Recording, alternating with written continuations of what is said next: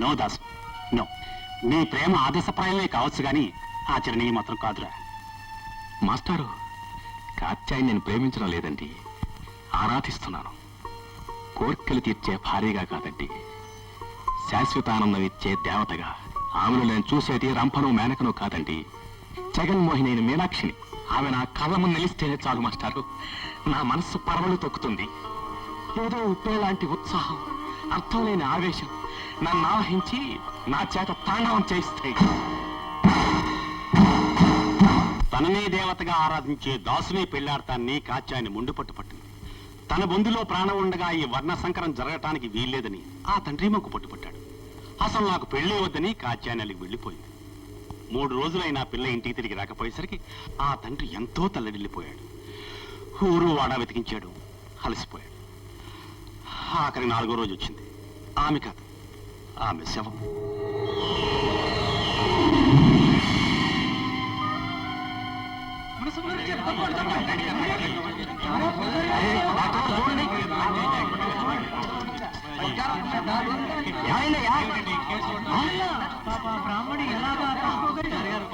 పోయింది పాప, పోయింది.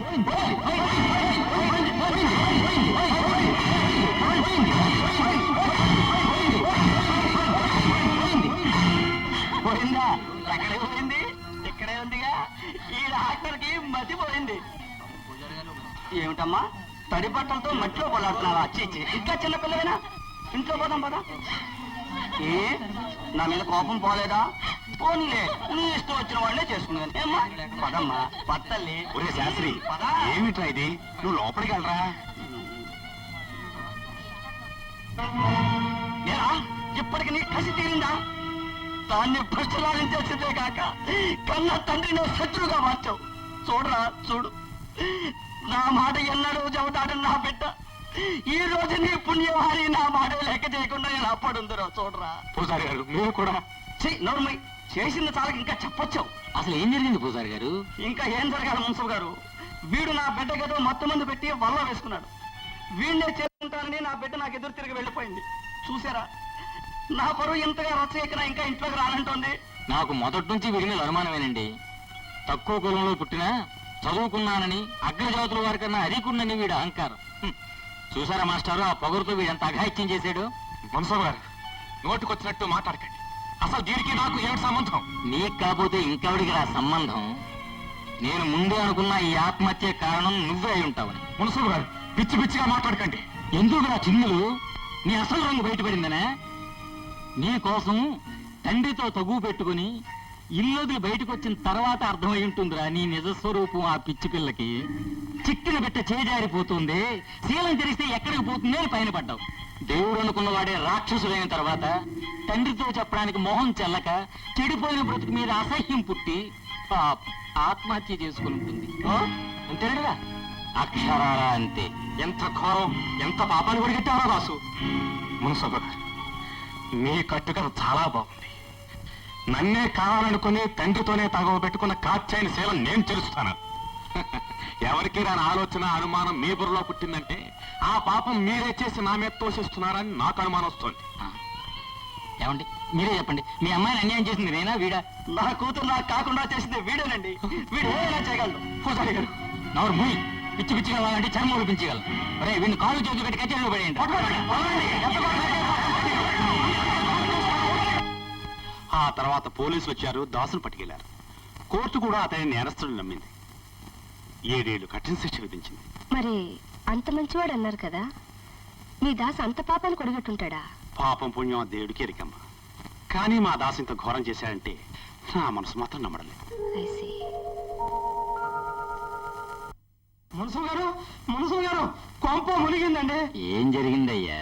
ఇంకేం జరగాలండి, మన దాసుగాడు జైలు నుంచి తప్పించేసుకుని వచ్చేస్తున్నాడట. ఎప్పుడు తప్పుడు ఇన్ఫర్మేషన్లే పట్టుకొచ్చావు కదయ్యా. వాడు తప్పించుకుని రావడం లేదు, విడుదలయ్యి వస్తున్నాడు. విడుదల మీకే తెలుసు? అంత కష్టపడి జైలు పంపించిన మనిషిని ఇంతలోనే మర్చిపోతే ఎలా? వాడి రాకపోకలు, మంచి చెడ్డలు మనం కాకపోతే ఇంకెవరు చూస్తారు? ఏంటేనండి? అయితే మనం చచ్చామన్నమాట. చచ్చేది మనం కాదండి, వాడు. అయ్యా మున్సబ్ గారు, వాడేం సామాన్యుడా? దేవాంతకి నరాంతకుడేనయ్యా. కరెక్టే, పెద్దలేమన్నారు? పగపట్టిన పావును మిగిలిపోయిన శత్రువును వదలకూడదు అన్నారు. అందుకని రే గంగులు, అయ్యో బాబోయ్, వీడు 4 కూలీలు చేశాడండి. 4 కదా 6. రే సుబ్బులు, వీడా మన సమితి ప్రెసిడెంట్ గారు కాలు తీసేసింది వీడే కదండి. వీడు కాళ్ళ బేరానికి పోడండి, ఎప్పుడు తల బేరమే. అంటే అంటే ఆ దాసువాడు దిగిన బస్సు అలా దాటిపోగానే వాడి తల తాటి పండులా నేల మీద అలా అలా రాలి పడిపోతుంది. వాడి కాళ్ళు చేతులు మూటగట్టి ఆ మూటను ఏం చేస్తారు? ఎర్ర కోనీరులో ముంచుతారు. ఎరుపు ఎరుపు ఏకమైపోతుంది. పాపం ఆ దాసు ఎప్పుడొచ్చాడు, ఏమైపోయాడు ఆ ఈశ్వరుడికైనా తెలియదు. అమ్మో అమ్మో, గట్టి ఏర్పాటే. తప్పుతుందా మరి? తప్పులు చేసేది మీ అందరూ అయినా తప్పించేది మా మున్సబ్ గారు ఒక్కరేగా. రే గంగులు, పని ముగించుకురాగానే 20,000 ఇదిగో అడ్వాన్స్.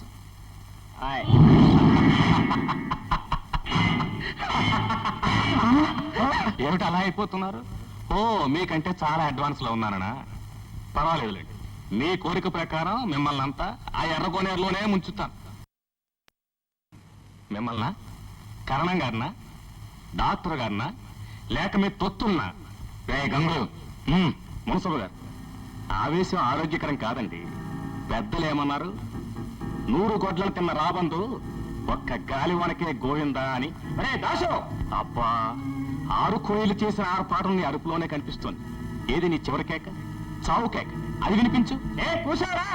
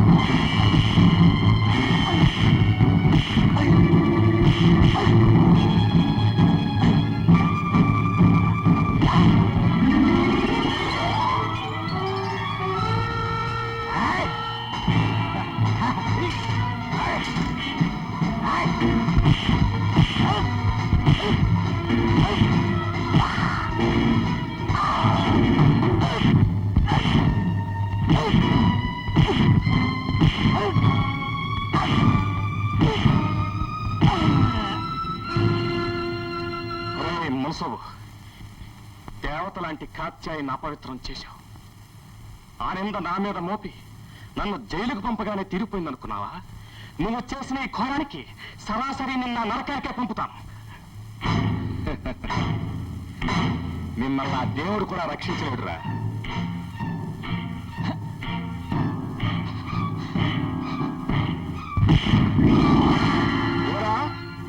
ఊళ్ళో ఎంత కొవ్వెక్కిందిరా? నువ్వెంత, నీ బ్రతుకెంత? ఆఫ్టర్ ఆల్ డప్పు కట్టుకుంటూ బ్రతికే నువ్వు ఊరి పెద్దల మీద చేయి చేసుకుంటావరా? నీ రక్తం కళ్ళ చూస్తాను. నాదే పొరపాటు శివం. చదువుకున్నంత మాత్రాన నీలో సంస్కారం ఉంటుందని మీ నాన్న హిరణ్యకశిపుడైనా నువ్వు ప్రహ్లాదుడు అనుకోవటం నిజంగా నాదే పొరపాటు. నార్మై, నీ బోర్డు తెలివితేటలు హరికథలకి ఎవరికి అక్కర్లేదు. Get the hell out of here. అదే నేను నీకు చెబుతున్నాను. ఇది ఎద్దులకి పోరాటం. మధ్య లేగదూడలు అడ్డం వస్తే కాళ్ళు ఇరిగిపోతాయి. తప్పుకో. అడుగు ముందుకు వేశావో ప్రాణాలు దక్కవు.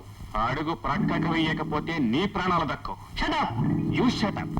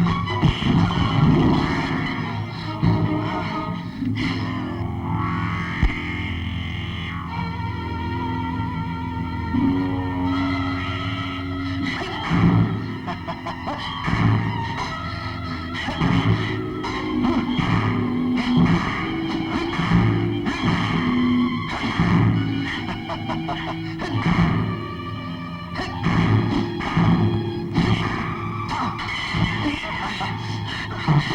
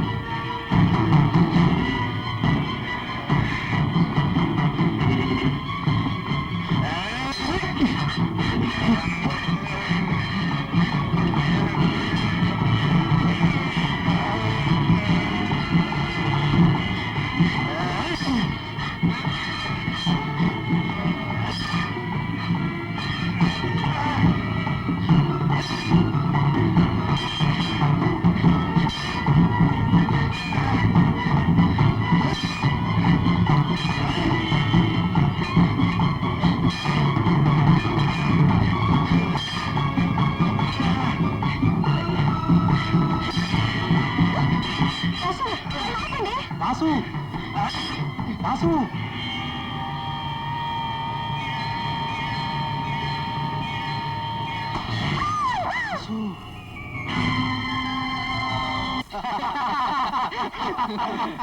భలేవారండి కరణం గారు. ఈ వాణి చచ్చిపోయిన కాత్యాయన ఎలా అవుతుందండి? ఎందుకు కాకూడదండి? ఒకడు చచ్చిపోయాడని శ్మశానానికి తీసుకుపోతే ఆ. వాడు పాడి మీద నుండి లేచి కూర్చున్నాడట. ఆహా. ఇంకొకటి చచ్చాడని సమాధి చేసి తులసికోట కూడా కట్టిన తర్వాత ఆ. మరుసటి రోజు రాత్రి తుమ్ముకుంటూ తులసికోట ఏమిట్రా ఇది? ఏంటి చెబుతున్నారండి? ఇది కాదండి, ఇది కాత్యాయని కాకపోవచ్చు, ప్రేతాత్మ కావచ్చుగా. తనలాంటి మనిషినే పట్టుకుని మన మీద కక్ష తీర్చుకోవడానికి ఇలా వచ్చి ఉండొచ్చుగా. జీవాత్మ పరమాత్మ అని విన్నాం గాని ఈ ప్రేతాత్మ ఏమిటండి? ప్రేతాత్మ అంటే మనుషుల్ని పీక్కు తినే. అలాంటి దెయ్యాలన్నమాట. ఏమిటి మన దెయ్యాలా? పాయింట్ చెబుతున్నానండి. అంటూ హాయ్. నువ్వు ముందు షటప్ అయిపోయానండి. చూడండి కరణం గారు, అది మనిషి కావచ్చు, కాక నిజంగా దెయ్యమే కావచ్చు. కానీ ఈ రాంబాబు పేరు చెప్పేసరికి దెయ్యాలు భూతాలు కూడా డాన్స్ చేయాల్సిందేగా.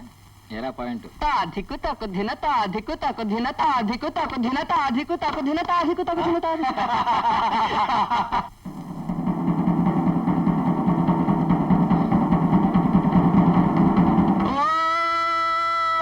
ఇందు మూలముగా తెలియజేసేది ఏమనగా, రేపటి నుంచి మళ్ళా మన ఊరు బడి తెరుస్తున్నారు కనుక పిల్లలందరినీ బడికి పంపించవలసిందో.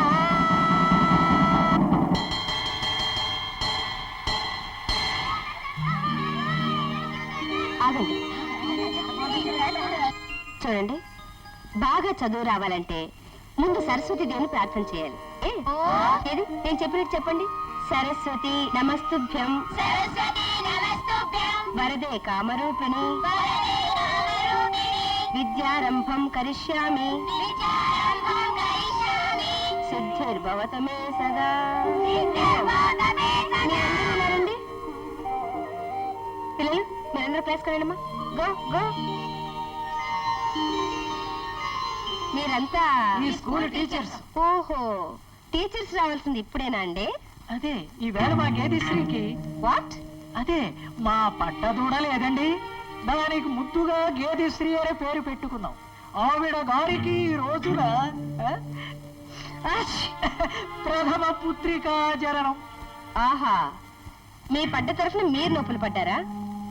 కొబ్బరి చెట్టు ఎందుకు ఎక్కామంటే దూడ మెతకంటారేమిటండి అర్థం లేకుండా. ఏమండి, మీ ఆవు కూడా ఏనిందా?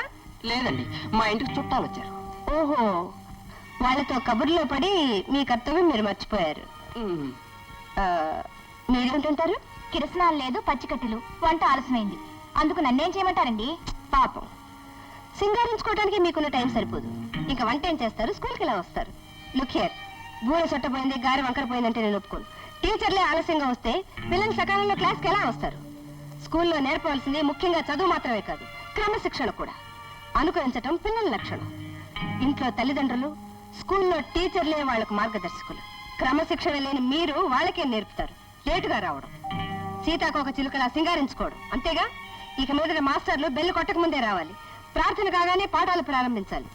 ప్రభుత్వం దగ్గర మనం జీతాలు తీసుకుంటున్నామండి. జీతాలు చాలటం లేదని స్ట్రైక్ చేయడమే కాదు, పుచ్చుకున్న జీతానికి ఎంత పని చేస్తున్నావు అని కూడా ఒక్కసారి ఆలోచించాలి. అర్థమైందా?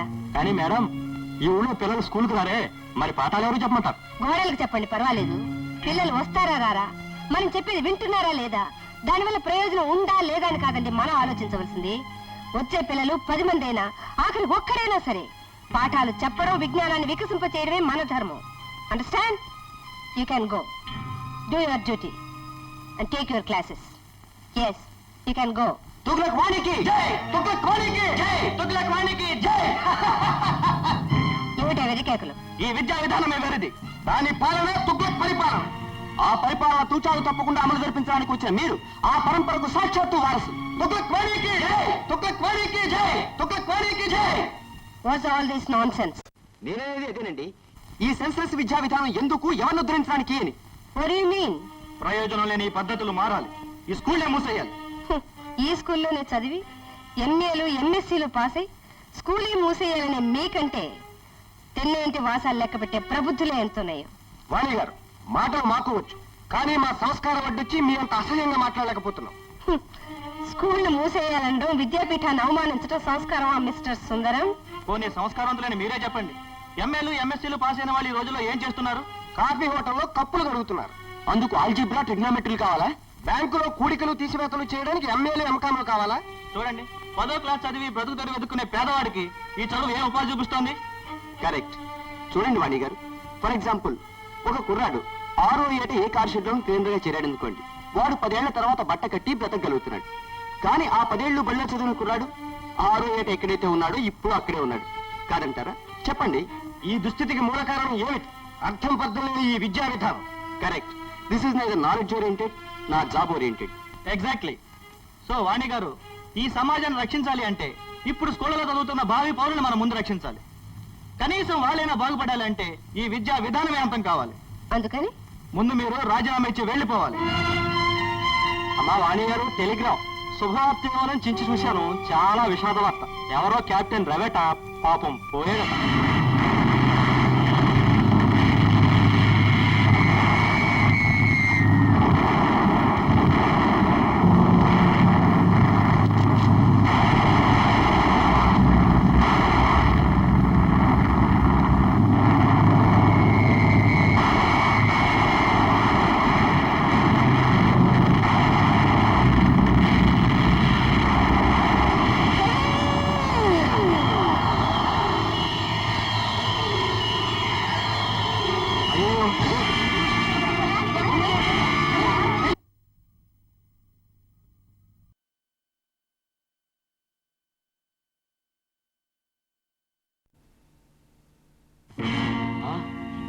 ఎంత ఘోరం జరిగిపోయింది. మరణం అనేది చాలా దారుణమేనయ్యా. అందులో మా కాత్యాయన సంగతి వేరే అడగాల. చిన్నప్పుడు కుక్క పిల్ల కాలు వెణికిందని 3 రోజులు హెచ్చింది. నాకు తెలియక అడుగుతాను, ఎక్కడో ఎవడో రవిపోతే దీనికెందుకు ఇంత దిగులు? అసలు దీనికి వాడికి ఏమిటి సంబంధం? ప్రాణానికి శరీరానికి ఉన్న సంబంధమే నాకు అతనికి ఉన్న సంబంధం. అంతకంటే ఏం చెప్పమంటారు మాస్టారు? ప్రాణం లాంటి నా రవి పోయిన తర్వాత కూడా నేను ఇంకా ఎలా బ్రతుకున్నానో నాకే అర్థం కావటం లేదు. బాధపడకమ్మా, కష్టాలు మనుషులు కాక మానులకు వస్తాయా? మమ్మల్ని చూడు, ఒక్కగానొక్క కొడుకు ఐఏఎస్ పాస్ అయ్యి మురిసిపోయాం. చేతికి అందించిన సమయంలో మా కడుపులో చిచ్చు పెట్టిపోయాడమ్మా. అయినా చూడు, ఈ ముసలి ప్రాణాలు ఇంకా ఇలాగే ఉన్నాయి.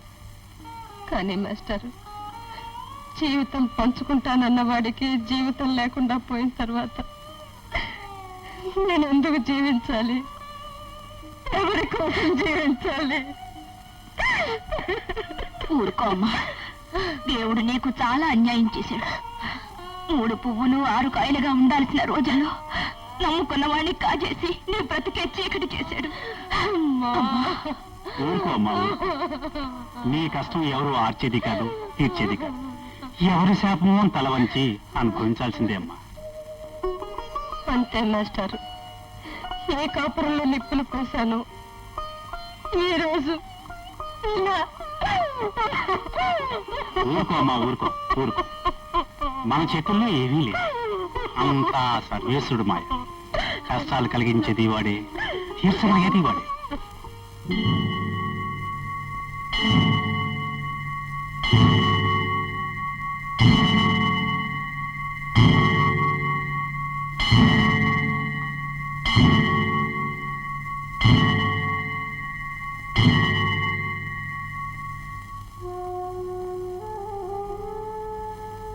అమ్మా, నేనెవరో నాకే తెలీదు. అమ్మ నాన్న ఎవరో అసలే తెలీదు. నాకు తెలిసిన అమ్మవు నువ్వు తప్ప ఇంకెవరూ లేరు. నువ్వే నన్ను ఈ విధంగా శపించావంటే నమ్మలేకపోతున్నానమ్మా. అనాథాశ్రమంలో పెరిగిన ఊహించలేనంత మంచి చదువునిచ్చావు. జీవితం పండించుకోమని రవిని చూపించావు. ఇన్ని చేసి నువ్వే ఇంత ఘోరమైన శిక్ష ఎందుకు విధించావు? ఇంతకంటే నన్ను ఒక మనసు లేని మట్టి బొమ్మగా చేయలేకపోయావా? మాటగా పుట్టించలేకపోయావా? నాకే మనసు వద్దు. ఈ మనసుని బండరాయిగా మార్చాయి. నాకే మనసు వద్దమ్మా, వద్దమ్మా, వద్దమ్మా. మనిషికి ముఖ్యం మనసు ఉండటం, మనసుకు ముఖ్యం ఒకరికి ఇవ్వడం. మనిషికి ముఖ్యం మనసు ఉండటం, మనసుకు ముఖ్యం ఒకరికి ఇవ్వడం.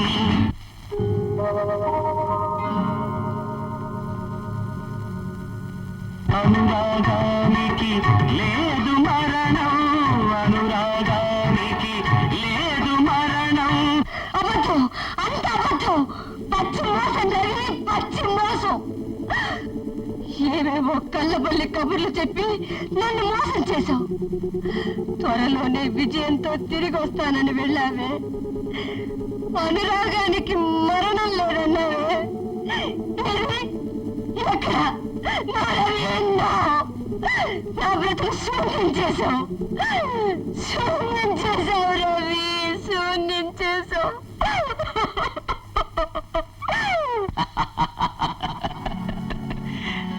నో నో, హీరోలకే హీరో అనుకున్నాను, కానీ అబల కంటే దారుణంగా జారిపోతున్నావే.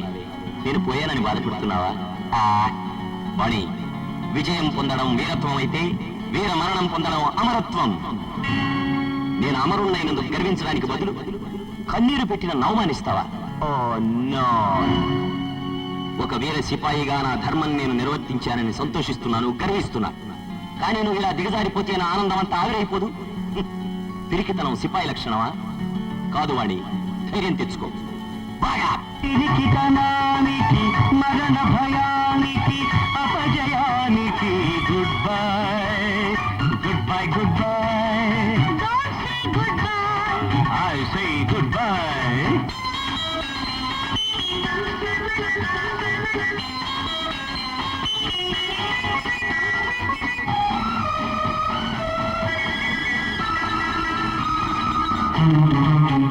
మన జీవితాలే ఒక పోరాటం, మంచి కోసమే ఆరాటం. చెడుగుకు మనతో చెలగాటం, చివరకు మనకే విజయ కిరీటం. పిరికితనానికి, మరణ భయానికి, అపజయానికి goodbye, goodbye, goodbye. I say goodbye. అబ్బా వదులు, రావడం వరకే నీ వంతు, పోనీయడం నా వంతు. అబ్బా వదలమంటుంటే. అమ్మా నాన్న లేచారంటే అప్రతిష్ట. రేపు వస్తాగా. అదేం కుదరదు. గంటల కొద్దీ పడిగాపులుంటే మెరుపులో వచ్చి పోతా పోతా అంటూ ఒకటే గుణుకు. అయితే ఆ 3 ముళ్ళు వేసి కట్టేసుకో. ఎప్పుడు నీ కాళ్ళ దగ్గరే పడుంటాగా. మళ్ళీ పాత పాటే. చూడు సీతి డార్లింగ్, ప్రేజ్తో నవ్వు ఆహా పంచభక్ష పరమాన్నం లాంటిది. ప్రయాణంతో నవ్వుంది చూడు, అబ్బా ఒట్టి చప్పిడి కూడు. అంచేత కొన్నాళ్ళు థ్రిల్ అనుభవిద్దాం. ఆ తర్వాత ఎలాగూ తప్పదుగా. మాటలు బాగా నేర్చావు. లేకపోతే నిన్ను ఆటలు ఆడించేదలా ఓడించేదలా. అబ్బా వదులు, వదులు.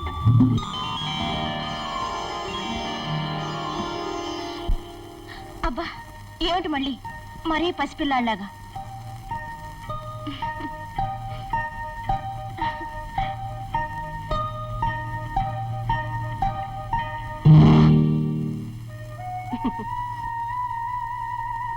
సీత, దొంగతనంగా సరసాలాడేవాడు పెళ్లి పందిట్లోకి రాడు, పారిపోతాడు. ఏమిటి నువ్వు అనేది? ఆడదాని జీవితం అంతే. ఆడుకోవటానికి అందరూ సిద్ధమే. కానీ కీడు మూడినప్పుడు తోడుగా నిలిచేవాడు ఏ లక్షకో ఒకడు. అది నాకు తెలుసు. తెలిస్తే ప్రేమ పేరుతో ఇలా హద్దులు దాటవు. నా సొంత విషయంలో జోక్యం చేసుకుని నీ హద్దులు నువ్వు దాటుతున్నావు. కాదమ్మా, నీకు అక్కలాంటి దాన్ని కనుక చెప్తున్నాను. అక్క? ఎలాంటి అక్కవు? మీ నాన్నగారు నన్ను కన్న బిడ్డలా అభిమానిస్తున్నారు. నాకు ఆ అభిమానం కలిగినప్పుడు అక్క వద్దు గాని. అందాక నువ్వెవరవో నేనెవరినో. వస్తా.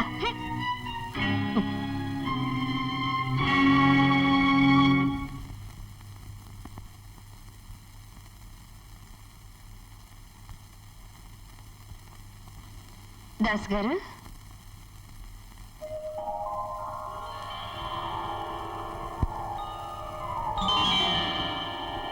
కాచాయని నేను కాచాయని కాదు, వాణిని. వాణి, కాచాయిని. వాణి వేరు, కాచాయిని వేరు. కానీ అదే రూపు, అదే మనసు. అదే మనసని మీకెలా తెలుసు? మనసు సంగతి మనసుకు బాగా తెలుసు. కలలు కనే మనసు అలా కలవర పెడుతుందిలేండి. ఏమో ఇది మాయో ప్రేమో కాదు, మమత. కాచాయని మీద మమత. కరువైన కాచాయినితో పాటు నా మమత కూడా ఆ మంటల్లో కాలిపోయిందనుకున్నాను. కానీ మనసులో ఏ మారుమూలో దాగి ఉన్న ఆ మమత మళ్ళీ ఈనాడు మీరు కనపడగానే ఒక్కసారి ఉప్పల్లా పొంగింది. ఇంకా నేనే కాచాయని అనుకునే. మీకు ఆ భయం అక్కర్లేదు. నాకు అలా పిచ్చెక్కి అదృష్టం లేదు. ఆ వరం పూజారి గారికి మాత్రమే అనుగ్రహించింది మీనాక్షి. అమ్మా కాచాయని. ఏమిటి